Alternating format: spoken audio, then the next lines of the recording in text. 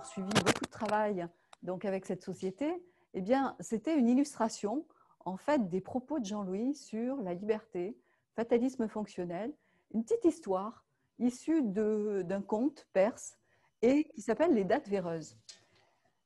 Un soir, alors qu'il commençait à faire nuit, Reza décida, en rentrant de chez lui, de manger quelques dattes qu'il acheta sur le marché. Il en mangea une, deux, puis trois, puis une dizaine, tant elles étaient délicieuses. Mais une fois arrivé chez lui, il alluma la bougie et décida de continuer son festin, mais la surprise. La première datte qu'il prit, bien, elle était squattée par un ver. Quelque peu écœuré, il la jeta. Et il en prit une seconde, puis une troisième, et il les jeta pour la même raison. Et puis en fait, il prit le parti pris d'éteindre la lumière et de reprendre son festin et sa dégustation. Alors, j'allais vous dire, reprenons. Quel était le réel dilemme de Reza? Poursuivre le plaisir gustatif depuis le marché ou considérer que la présence des vers signifiait que ces dattes étaient particulièrement pourries et qu'elles étaient nuisibles pour sa santé? Nous pourrions considérer que trop gourmand, il préféra rester aveugle à la réalité. Et puis, ces dattes lui auraient peut-être coûté. Notre histoire. Choisis la pilule bleue et tout s'arrête. Après, tu pourras faire de beaux rêves et penser ce que tu veux. Choisis la pilule rouge. On reste au pays des merveilles et on descend avec le lapin blanc jusqu'au fond du gouffre. Dira Morpheus à Néo dans Matrix. J'espère que vous l'avez lu, ce livre, et que vous avez vu ce film fabuleux. Néo choisit, lui, la pilule rouge. Combien de personnes parmi vous choisiraient cette pilule rouge? Certains peut-être choisiraient majoritairement la pilule bleue, par peur de franchir les fameuses limites, les fameuses frontières, les barrières imaginaires que l'on se fixe. Eh bien, dans un système d'autorité fondé sur la morale, le droit, la norme, instituant de ce fait une relation de servitude, chaque individu est amené à accepter une certaine fatalité d'existence. Néo a voulu sortir de ce système d'autorité en choisissant la pilule rouge. Mais qu'en est-il de notre Reza? Revenons un petit peu à lui. Eh bien, au-delà de l'obscurité qu'il a choisie, n'a-t-il pas en définitive brisé ses chaînes, ses limites, considérant qu'en définitive, si ces vers étaient là, peut-être que les dattes étaient vraiment délicieuses. Alors, je m'adresse aux médiateurs professionnels. Conscience passive, conscience active, émotion ou raison, et peu importe. J'allais vous poser une seule question. Est-ce que Reza n'est-il pas en définitive un homme libre? Donc voilà la petite histoire que je voulais placer quand même pour illustrer, que j'ai mis là en l'espace d'une heure en entendant donc Jean-Louis en place, qui illustre tout à fait ses propos sur la liberté. Alors, la liberté et la qualité relationnelle, pour enchaîner sur la société Stern, c'est le parti pris qui a été donc opté par donc la société Stern. Et je vais, sans plus attendre, donc vous passer une petite vidéo à travers Jérémy qui va vous dire un petit peu où ils en sont cette année. En 2019, ils ont reçu l'espoir de la médiation. On avait déjà formé à la qualité relationnelle l'ensemble de leur personnel, les dirigeants. Et là, voyez, en 2020, où ils en sont. Jérémy, tu peux passer la vidéo, s'il te plaît? Merci.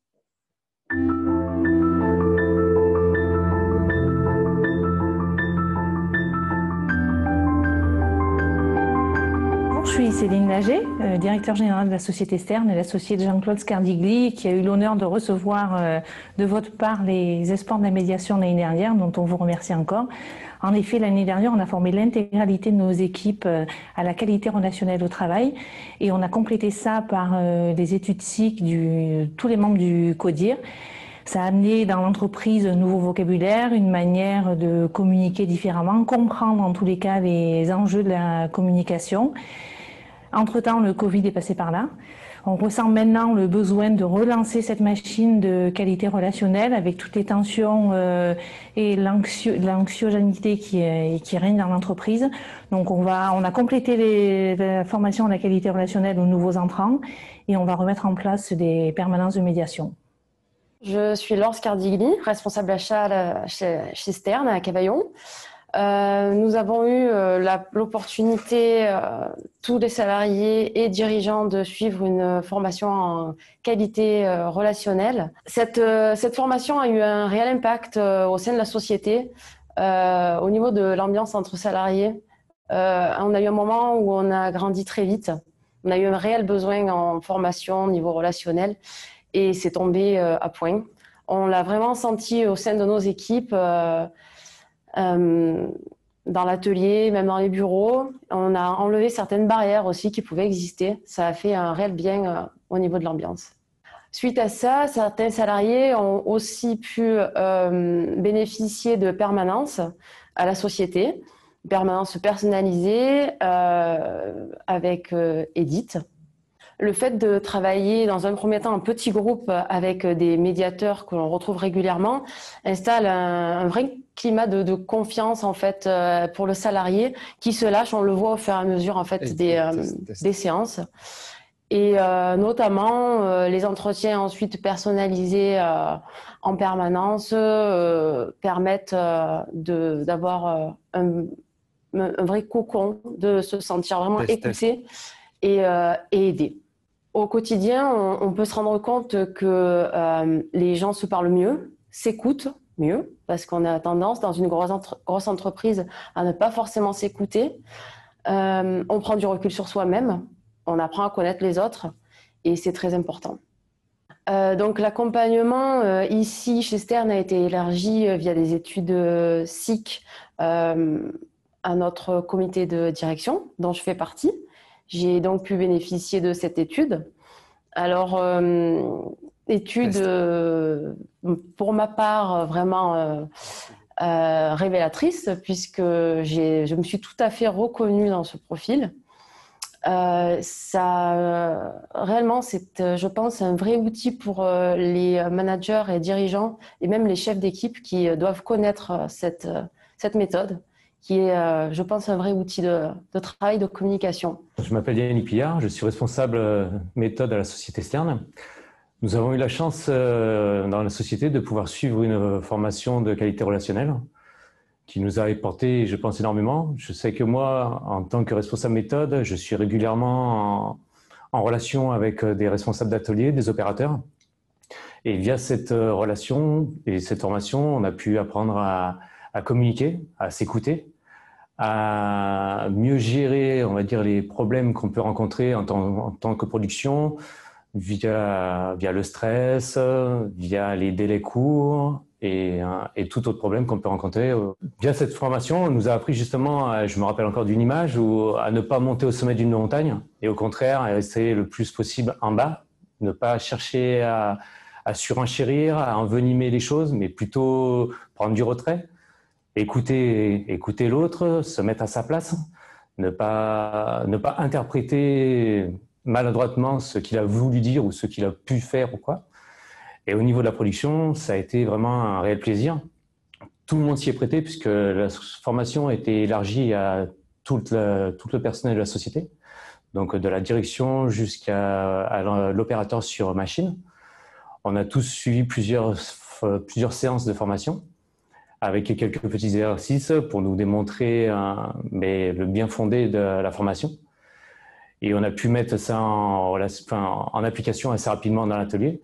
Et dès les premières semaines, on a pu ressentir les bienfaits de la formation, puisque les gens communiquaient mieux, prenaient le temps d'écouter leurs collègues, ne cherchaient pas de suite à partir, on va dire, au quart de tour. Et ça s'est vraiment ressenti, et la productivité s'est ressentie derrière, l'ambiance s'est ressentie puisqu'il y avait vraiment une meilleure ambiance. On a rescindé un groupe, et c'était vraiment très bien.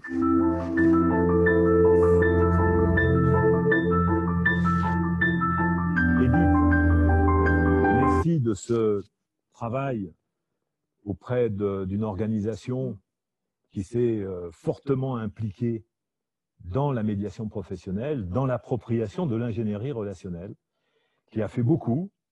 Tu as fait un travail absolument extraordinaire qui témoigne du fait que le modèle qui sert de structure à la profession de médiateur, un modèle structurant, et peut être appliqué dans l'accompagnement de personnes et l'accompagnement d'équipes pour que les personnes puissent intégrer le référentiel des idées fortes et pratiques pour appliquer la qualité relationnelle.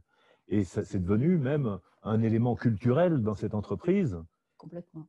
Qui s'est vraiment impliqué, parce qu'on a pu voir que l'une des associées, la directrice de cette entreprise, que tu vas renommer, qui est l'entreprise Céline Lager, de la société Stern. Oui. De la société Stern, oui.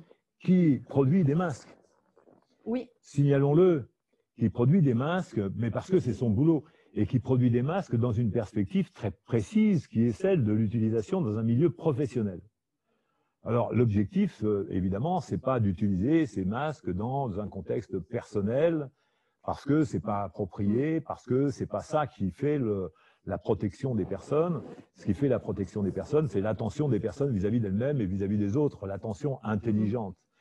Donc, la société Stern a témoigné d'ailleurs lors d'un webinaire que nous avions organisé antérieurement, qui est accessible sur librement.tv, sur médiateur.tv, que vous pouvez voir. C'est un webinaire qui dure 2h40, dans lequel Céline Lager intervient et raconte aussi les difficultés managériales auxquelles elle est confrontée dans la vie quotidienne de l'entreprise. Donc, tu as fait ça et tu as pu voir les intérêts. Est-ce que tu peux raconter plus en direct, là, les intérêts de cette application et comment tu t'es approprié tout ça? Déjà en 2019, donc quand nous leur avons remis l'espoir de la médiation, on avait fait déjà un très beau travail, dans le sens où plus de 60 salariés ont été formés à la qualité relationnelle, avec les deux co-dirigeants, Céline Lager et Jean-Claude Scardigli, qui ont également eu cette formation en qualité relationnelle, sachant que les deux co-dirigeants ont souhaité donc également une étude SIC et un accompagnement spécifique. Ces 60 salariés avaient déjà des bases en 2019. Par la suite, donc après remise de cet espoir, nous avons poursuivi en constituant un comité de direction composé de 9 salariés et qui également ont poursuivi cette formation en qualité relationnelle par les études SIC et se sont véritablement appropriés les outils de l'ingénierie relationnelle en expérimentant ces outils de l'ingénierie relationnelle à travers leur propre étude SIC, sachant que les études SIC ont été également croisées pour que justement ce comité de directeurs soit en cohésion. Soit en cohésion et réfléchissent ensemble, qu'ils réfléchissent ensemble à leur manière de communiquer ensemble. C'est-à-dire qu'ils ont pu s'apercevoir d'une chose, c'est que cette étude SIC, ce n'est pas un moyen pour détecter comment fonctionnent les autres, c'est plutôt un moyen pour diversifier, pour apprendre à diversifier sa communication. Et c'est l'originalité de cette approche, de cette méthodologie, parce que toutes les autres méthodologies, généralement, enfin, toutes les autres méthodologies consistent principalement à identifier comment fonctionnent les autres. Et donc, cette méthodologie consiste à dire mais, comment vous fonctionnez vous-même et comment fonctionnent les autres. Et donc, de pouvoir prétendre identifier comment fonctionnent les autres. Là, ce n'est pas le sujet. Là, ce n'est pas savoir comment fonctionnent les autres, c'est quel est le potentiel de chacun en termes de diversification. Et savoir que quand on part d'une manière de communiquer, bien, c'est cette manière de communiquer qui est la communication habituelle, culturelle. On l'a reçue en héritage. Alors, il y a une partie qui est de l'ordre des mécanismes de pensée, des mécanismes de notre cerveau, qui nous amènent à nous approprier certaines formulations du langage, et puis d'autres qui sont carrément transmises, qui sont de l'ordre de l'acquis, de l'ordre de l'appris et de l'ordre de l'inculqué. Donc, je fais le lien avec les pensées, hein, tout à l'heure, c'était très clair, avec les pensées limitantes, et qui se traduisent par des énoncés qui sortent de la pensée limitante. Donc là, maintenant, toi, ce que tu as fait travailler les personnes sur la diversification de leur langage, sur l'identification, quand tu parles d'ingénierie relationnelle, sur l'identification de ce qui est manifestement des risques interculturels, qui sont des risques de dégradation de la relation. Et donc ça, c'est la technique de la profession de médiateur qui est transmise en tant que culture générale, culture globale. Oui, d'ailleurs, ils le disent, hein. Les 2 salariés interrogés donc, parlent effectivement d'un langage qu'ils ont pu appréhender, est un langage commun à l'entreprise, un langage de qualité relationnelle. Ce qui est important, c'est qu'ils se sont appropriés ces outils avant confinement, avant l'histoire Covid. Et que pendant le Covid, bien évidemment, les portes étaient fermées de la société Stern et je ne pouvais assurer mes permanences comme je le faisais chaque semaine. Et la première des choses que m'a dit le salarié que j'ai croisé, le premier salarié que j'ai croisé, que j'ai eu au téléphone, ça a été « Ne t'inquiète pas, de toute façon, tout va bien.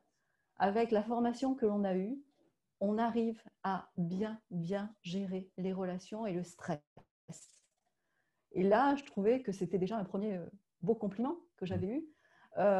Bon, après, avec le déconfinement et puis les mesures qui ont été prises donc au niveau du gouvernement concernant l'entreprise, donc Céline Lager, donc à l'occasion du webinaire, a indiqué que pour elle, c'était quand même difficile d'accepter de telles mesures aussi contraignantes, surtout difficiles à mettre en œuvre.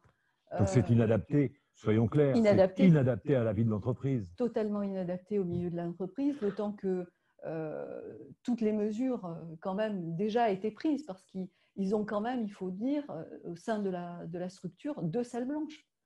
2 salles blanches qui déjà, par définition, faisaient très attention à tout ce qui était microbes, hygiène.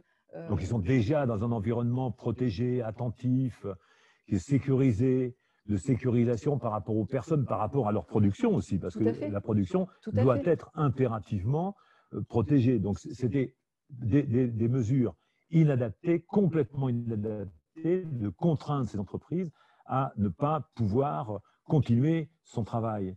Donc il y a eu un confinement qui a porté préjudice à la fois économiquement, à la fois socialement, et donc aussi sur la qualité de vie des personnes. Mais ce que tu dis, c'est que l'intervention que tu as faite a permis quand même aux personnes de se sentir mieux, bien, pour faire face à cette situation qu'elles ne comprenaient pas. Et la situation a été que même pendant le confinement, hormis les salariés qui étaient handicapés, en situation de handicap, donc eux, ils sont restés chez eux, il y a beaucoup de salariés de la société externe ont continué à travailler, continué à produire. Donc voilà, donc ils ont pu bien appréhender donc, toutes les tensions qui pouvaient intervenir, tensions liées à l'extérieur de la société ou à l'intérieur de la société, et ils ont pu effectivement faire face à ces exigences sanitaires supplémentaires. Oui, ce que m'évoque, ce que tu dis là, c'est l'idée de ce qui a été propagé pendant longtemps dans les entreprises et qui continue d'être propagé, c'est l'histoire des risques. Alors j'ai déjà abordé le sujet et ça a été dit aussi précédemment, notamment par Myriam Fougère, les personnes ne sont pas des risques les unes vis-à-vis des autres, elles sont des potentiels de liberté. Elles sont des potentiels de création, d'invention, de développement, d'initiative, de créativité, d'innovation. Et si on voit les personnes comme étant des risques avant de voir le fait qu'elles sont des potentiels, eh bien, on gangrène le climat du dialogue social, de l'implication des personnes, de la qualité de vie de manière générale. Donc il y a eu quelque chose qui s'est propagé dans le monde de l'entreprise avec toute la représentation de ce qui s'est appelé les RPS. Et nous avons mis en place, au regard de la politique des RPS, le système de la qualité relationnelle. C'est de façon à dire non, ne regardez pas les gens comme des risques, regardez-les comme des potentiels de qualité de relation, parce que c'est vraiment ça. Si je regarde un collègue en me disant oh là, celui-là c'est un risque, eh bien j'ai quelque chose dans la tête qui s'ancre et je crains et je me défie, je me méfie. Or, c'est la culture de la confiance qu'il faut promouvoir et ne pas être paternaliste, c'est-à-dire peser sur les gens en les mettant sous tutelle, mais plutôt leur donner la possibilité de rayonner en qualité de la relation et en responsabilité. La culture de la liberté, c'est aussi celle de la responsabilité. Donc, c'est ce que tu as développé. Mais, alors, tu veux dire quelque chose tout de suite? Oui. Parce que je voudrais changer de sujet, mais vas-y. C'est prenant conscience quand même de l'importance de cette formation qualité relationnelle qu'ils ont reçue. Aujourd'hui, ils sont à nouveau en demande au niveau d'un accompagnement, d'aller plus loin, d'aller en approfondissement, parce que pour eux, ça leur a apporté quand même je dirais que des outils qu'ils ont pu utiliser, mais avec quand même cet accompagnement supplémentaire. Pour eux, ça sera le moyen justement davantage de se les approprier, sachant que les nouveaux entrants aussi de la société externe sont formés à cette qualité relationnelle pour avoir également ce même langage commun en qualité relationnelle et d'avoir la même potentialité. Ça a donné une culture matrice. Oui, une synergie. Une synergie qui permet aux personnes de s'approprier aussi d'autres concepts que ceux de attention aux autres. C'est la façon je dirais, pour eux, de maintenir le lien. Alors qu'aujourd'hui, on est en train de broyer, si je dirais, le lien social à tout niveau. Dans cette société, pour eux, c'est important. La qualité relationnelle, c'est une façon de maintenir le lien au niveau de la société. Alors pour ceux qui ne connaissent pas bien la qualité relationnelle, et je voudrais revenir après sur ma digression, c'est la qualité relationnelle, on pourrait dire il y a déjà 2 points essentiels. C'est ceux de pouvoir identifier ce qui dégrade la relation et de pouvoir bien comprendre comment une relation se dégrade, quels sont les invariants. Et on a pu voir, parce qu'on intervient dans plusieurs pays, et on a pu voir que dans tous les pays, tous les humains utilisent les mêmes comportements pour dégrader la relation. Alors, je le dis déjà, tout simplement, il y a le fait de prêter de mauvaises intentions aux autres. Ça commence par dégrader la relation, mais ça reste qu'une pensée. Le deuxième ingrédient de la dégradation relationnelle, c'est d'avoir des propos jugeants, interprétatifs, qualifiant négativement les autres et soi-même. Parce que là, je l'ai dit tout à l'heure, la relation elle commence par soi. Donc c'est le prêt d'intention négatif, les propos interprétatifs, jugeants et qualifiant négativement. Et le troisième, c'est la contrainte.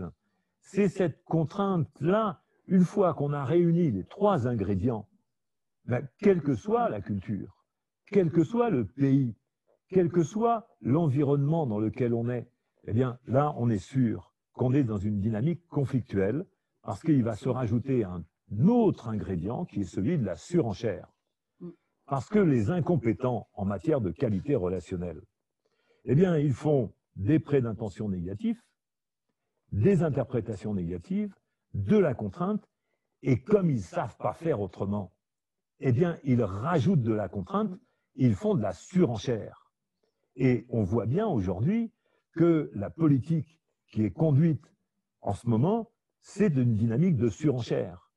La surenchère amène à des mesures de répression, de punition, d'un paternalisme contraignant, et de plus en plus, avec de plus en plus même de prêts d'intention. C'est-à-dire, si je ne fais pas attention pour toi, c'est que je suis mal intentionné à ton égard, ou que je peux être méchant.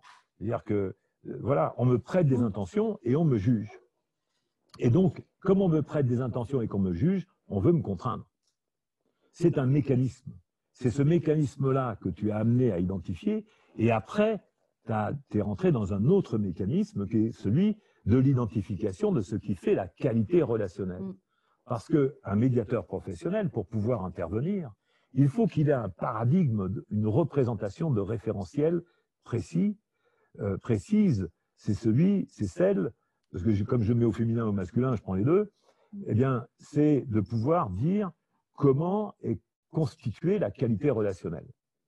Et là, quand on le sait, eh bien, on sait bien que dans des premiers ingrédients de la qualité relationnelle, je l'abordais tout à l'heure, c'est la reconnaissance. Mais ce n'est pas que ça. C'est aussi pouvoir développer un langage diversifié de façon à pouvoir faire passer des messages. Donc, la qualité relationnelle, ça dévie la dynamique de la surenchère. Quand on voit que des personnes sont dans la surenchère, on peut être sûr que ces gens-là ne sont pas compétents en matière de gouvernance, qu'ils ne sont pas compétents en matière de qualité relationnelle. Alors, on peut dire, une fois qu'on a dit qu'ils ne sont pas compétents, on peut les rassurer. On peut leur dire, allez, venez, on va vous l'apprendre. Parce que ça s'apprend. Et toi, tu as fait quelque chose, et c'est là qu'est ma digression, tu as fait quelque chose auprès de ton public favori, ton public d'origine, de profession d'origine. Avant d'être médiateur professionnel, tu étais avocate, enfin tu l'es toujours, mais tu l'étais avant, tu continues de l'être. Néanmoins, tu t'es intéressé à dispenser auprès de tes consoeurs, auprès de tes confrères, de la formation à la qualité relationnelle dans un environnement spécifique. Et tu m'as raconté des choses que tu vas pouvoir raconter ici, parce que je pense que ça va intéresser de tes confrères qui peuvent nous écouter ou qui nous écouteront sur le plan de l'appropriation d'une nouvelle approche de la médiation, d'une nouvelle approche de la qualité relationnelle et des processus. Qu'est-ce qu'ils t'ont dit? Est-ce que tu peux me donner un exemple des avocats que tu as formés? Donc, tu es avocate. Je le rappelle ici, j'insiste un peu sur le truc. Je suis avocate depuis 32 ans. 32 ans spécifiques. Ça formate quand même, sérieusement. Hein. C'est quand même, c'est long. Mais cette année dans la médiation a bien changé la donne et puis le paradigme. Et là, cette année, j'ai, à travers donc, l'EFAX, qui est la formation continue du Sud-Est des avocats, eu la chance d'animer de la formation que je n'ai pas appelée formation en médiation, parce que ça, je le laisse à l'EPMN, mais formation la médiation professionnelle, si tu veux bien. Oui, bien sûr. Merci. Ça s'entend. Nous n'avons que la médiation professionnelle. Mais là, c'est une formation de sensibilisation à la qualité relationnelle. Donc, c'est un petit peu l'équivalent de ce que je fais en entreprise. Et l'idée m'est venue d'animer ce module de formation pour permettre à tout avocat de mieux communiquer, de mieux diversifier ses modes de communication, de mieux interagir, aussi bien dans son entreprise, dans son cabinet d'avocat, avec ses secrétaires, ses associés, ses collaborateurs, avec en extérieur les magistrats, les greffiers, ses confrères également, parce que peut-être un avocat est un bon plaideur, mais il n'en demeure pas moins que parfois il lui arrive d'être un mauvais communicant. Communiquer, ça ne s'apprend pas. Même entre confrères. Et même entre confrères, et même à l'école d'avocat, on n'apprend pas à vraiment quels sont ces modes de communication, quels sont donc les concours d'éloquence, ceux que j'ai vus, ceux auxquels j'ai eu le plaisir d'assister. Enfin, d'assister, c'est parce que sur Internet, maintenant, il y en a beaucoup qui sont diffusés. Les concours d'éloquence, c'est généralement apprendre à utiliser des raisonnements qui vont plaire. C'est des raisonnements sophistiques. Alors, bien sûr, on fait l'éloge du sophisme. Hein. Certains font l'éloge du sophisme. Mais en fait, aussi, c'est des raisonnements qui parfois tiennent pas la route, mais ils sont séducteurs. Ils plaisent, ils peuvent convaincre. Mais c'est pas parce qu'ils séduisent, c'est pas parce qu'ils plaisent et qu'ils convainquent qu'ils sont réellement porteurs de la rationalité et surtout de ce qui, pour nous importe. C'est que ce soit vrai. Alors, je ne parle pas de vérité en tant que vérité, je parle de que ce soit vrai et cohérent. Et là, c'est utiliser des raisonnements qui peuvent séduire, plaire et convaincre. Mais là, ce n'est pas forcément les bons raisonnements. Il faut pouvoir utiliser des raisonnements bien fondés. Et c'est ceux-là sur lesquels tu interviens et tu leur permets de revenir sur ces représentations. Et là, tu as eu des retours. Tu as eu des retours parce que des personnes avaient déjà suivi des formations ailleurs. Oui, tout à fait. Alors, c'est de mettre des mots sur, et des concepts, en fait, de conceptualiser la médiation qu'ils n'avaient pas fait jusque-là. Donc déjà, c'était important. C'est de me parler de professionnalisme. C'est de me parler aussi de... ça serait bien quand même que l'on poursuive par de nouveaux modules de formation, en approfondissement, en exercice pratique. Alors, ce que tu dis là, pas, ce que j'arrive pas à te faire dire, ce que je vais bien arriver à te faire dire parce que je vais le dire à ta place, c'est qu'ils avaient suivi des formations à la médiation dans d'autres écoles. Oui, tout à fait, oui. Et en fait, ils se sont aperçus, selon ce que tu m'as dit, ils se sont aperçus qu'ils n'avaient pas de processus concret pour pouvoir intervenir. Tout à Et fait. que là, avec même la formation, quelques ingrédients que tu leur as apportés en matière de qualité relationnelle, ils se sont dit, ah mais tiens, en fait, là, on a un vrai outillage. Complètement. Ah oui, oui. Ça a été pour eux une révélation. Alors, pour Au-delà des de 200 gens heures de qui ont suivi une formation, formation confessionnelle, avoir une révélation, c'est quand même pas rien. Oui, c'est l'humour là. Non, mais je trouve que ça leur a permis d'avoir des compléments et de pouvoir en demander davantage. Donc, c'est bien. Et quelque part, ça peut leur servir en qualité de médiateur, mais ça peut leur servir aussi personnellement. Parce que parler de relation à soi, bien, ils ont pris conscience, tous, les 12 que j'avais formés, que ouais, être médiateur, c'est une chose, mais pourquoi pas réfléchir finalement avant tout sur soi-même et la relation à soi. Et là, c'est déjà une prise de conscience qu'ils n'avaient pas et qui est importante. Une prise de conscience qu'ils ne pouvaient pas brancher en fait. C'est ça. Qu'ils ne l'avaient pas. Il est encore dans l'humour. Non, mais c'est une prise de conscience qui est fondamentale. Alors, si on veut être bien dans le cadre d'une médiation, il faut déjà être bien soi-même. Et bien avec soi-même, ça passe par l'ingénierie relationnelle avant tout. Bien sûr, la méthodologie. La relation à soi. Donc en fait, là, tu as fait des interventions auprès d'entreprises, tu fais des interventions auprès d'avocats, pas seulement en tant que médiateur, mais en tant que pédagogue. C'est-à-dire qu'en partenariat avec le PMN, tu t'es fait habiliter pour pouvoir dispenser des interventions en qualité relationnelle et ça te permet de diversifier tes activités. Et ça te permet aussi de consolider tes compétences. Ah oui, c'est très formateur. C'est très formateur pour pouvoir… Être formateur, c'est formateur. Eh oui, c'est formateur pour pouvoir ancrer les compétences de qualité relationnelle pour pouvoir après les appliquer dans le cadre des médiations. C'est-à-dire que pour pouvoir faire de la médiation, vraiment être complètement opérationnel, il faut aussi être transmetteur de manière générale des outils et des techniques. C'est-à-dire c'est pas se limiter en se disant « Ah, mais moi, je vais faire de la médiation pour pouvoir faire de la résolution de conflits ou même de la gestion de conflits. » Parce que, en fait, nos concurrents, je mets les pieds dans le plat, hein, parce que ça fait longtemps que je mets les pieds dans le plat, mais ils sont toujours contents que je mette les pieds dans le plat. Donc, c'est bien clair. C'est que eux, ils enseignent la gestion de conflits, et j'ai toujours protesté contre cet usage du terme de gestion de conflit. Parce que gérer un conflit, c'est être dans l'incompétence. Quand on gère un conflit, c'est qu'on ne sait pas le résoudre. Et pour pouvoir le résoudre, il faut des techniques, des savoir-faire. Et quand on n'a pas ces savoir-faire, quand on n'a pas cette posture, eh bien, on fait que de la gestion. C'est comme quand on fait de la gestion de crise. Ça veut dire que quand on fait de la gestion de crise, c'est qu'on ne sait pas la résoudre. Et avoir une crise qui dure depuis plus d'1 an, c'est quand même très significatif de l'incompétence qui est à la gestion. Le distinguo que l'on m'a fait, c'est méthodologie, feeling. Et que le feeling, ben, c'est de l'approximatif. Et oui. Et à partir de là, quand on fait de l'approximatif, on est au pif. C'est pas génial parfois. Et on fait de la gestion. On fait de la gestion du feeling.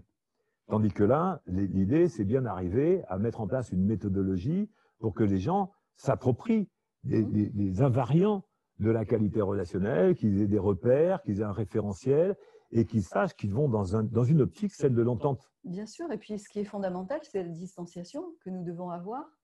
si on veut être médiateur, il faut avoir des outils qui nous permettent la distanciation par rapport avec ce qui se passe dans notre cabinet. Et si on n'a pas cette distanciation et qu'on y met nos propres émotions, notre propre jeu dans déjà ce qui constitue déjà légèrement un conflit devant nous. Quand tu dis, quand on y met de l'émotion, tu n'es pas en train de dire que l'émotion ne doit pas être exprimée. Au contraire, il faut savoir exprimer cette émotion et ça s'apprend. Oui, ça s'apprend et ça se conceptualise. Voilà, ça se conceptualise. C'est parce que c'est ce qui nous distingue de tous les autres vivants sur la planète. C'est que nous, on a les mots et que les mots nous permettent d'évoluer, de progresser, de pouvoir échanger, de pouvoir dialoguer. Et on sait bien que l'émotion, quand elle est à l'état, justement, de l'état de nature, elle fait ce qu'elle peut. Et puis, quand on n'a pas plus de conscience que ça, eh bien, on laisse les choses s'échapper. Et ça, c'est aussi une difficulté. Quand on parle d'intelligence émotionnelle, moi, j'ai jamais vu d'intelligence dans les émotions. J'ai toujours vu de la spontanéité. J'ai toujours vu de la manière de s'exprimer comme ça, de se lâcher. Tandis que ce qui nous permet de bien structurer notre pensée, c'est l'usage de la raison, l'usage de la réflexion et l'usage de la conscience. C'est ces trois ingrédients qui font l'intelligence humaine. C'est-à-dire, je répète, pour tout un chacun, l'intelligence humaine, c'est fait de réflexion, c'est fait de conscience et c'est fait de raison. Et c'est avec ces trois modalités, ces trois outils, qu'on peut développer une pensée de société, de qualité de vie en société. Et c'est ce qu'on travaille ici, c'est ce que tu transmets, toi, dans tes formations, juste par des outils très pratiques et avec des exercices, parce que tu fais faire des exercices. Je fais faire des exercices, oui, tout à fait. Ouais. Parce que souvent, on m'a dit, mais toi, tu es le théoricien, mais j'ai quand même bâti des trucs techniques, pratiques, et puis c'est ce qui est transmis. Mais bien sûr qu'il faut élaborer, qu'il faut réfléchir, et c'est bien la mission qu'on s'est donnée à tous, avec un centre de recherche qui s'appelle le CRESIR. Vous pouvez aller voir, cresir.fr, on fait de la pub au passage, ça fait pas de mal, de façon à pouvoir développer la médiation professionnelle et l'ingénierie relationnelle. Donc, Edith, est-ce que tu as encore quelque chose à dire par rapport à Stern, qui a super bien bossé? On les remercie aussi parce que merci Céline et merci Jean-Claude. Ils ont eu un espoir de la médiation l'an dernier, lorsque nous étions encore libres de nos mouvements, mais on les remercie encore aujourd'hui que nous sommes encore libres d'exister et de respirer de l'air sans la payer.